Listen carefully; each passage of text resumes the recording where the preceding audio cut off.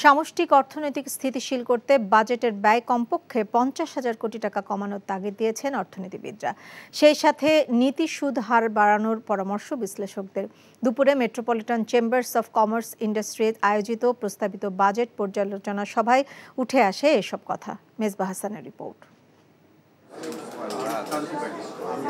চাপে থাকা অর্থনীতি ও দুর্বল ব্যাংকিং খাত পুনরুদ্ধারে প্রস্তাবিত বাজেটে ব্যয় সংকোচন দরকার বলে মনে করেন অর্থনীতিবিদরা। এমসিসিআইয়ের অনুষ্ঠানে বক্তারা বলেন, মূল্যস্ফীতি নিয়ন্ত্রণে মুদ্রানীতির অবস্থান শক্ত রাখতে সরকারের নজর জরুরি। গুরুত্ব দিতে হবে ব্যাংকিং, করনীতি ও প্রশাসনের মৌলিক সংস্কারের উপর। নতুন অর্থবছর হলো সামষ্টিক অর্থনৈতিক একত্রীকরণের বছর। উচ্চ বিনিয়োগ এবং প্রবৃদ্ধির বছর এটি নয়। এনবিআর এর ভ্যাট, প্রত্যক্ষ কর ও শুল্ক তিনটি শাখায় মৌলিক সংস্কার না হলে এই রাজস্ব লক্ষ্যমাত্রা কখনোই অর্জন করা যাবে না।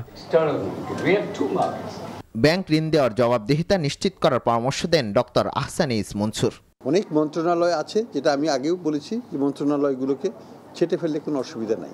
পাট মন্ত্রণালয়ের আমাদের দরকার নেই, বস্ত্র মন্ত্রণালয়ের আমাদের দরকার নেই, কয়লা পরিদপ্তর বলে পরিদপ্তর আছে সেগুলোর দরকার নেই। এরকম খুঁটিয়ে দেখলে আরও 20-30টা জায়গায় পাওয়া যাবে যেগুলোকে আমরা বাদ দিয়ে সরকার ব্যয় সংকোচন করতে পারে। উপজেলা নির্বাহী অফিসারের জন্য পাজেরো গাড়ি দেওয়ার দরকার নাই।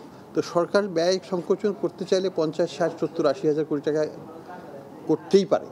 শিক্ষা, স্বাস্থ্য এবং সামাজিক সুরক্ষায় বরাদ্দ দ্বিগুণ দেওয়ার তাগিদ দেন বক্তারা।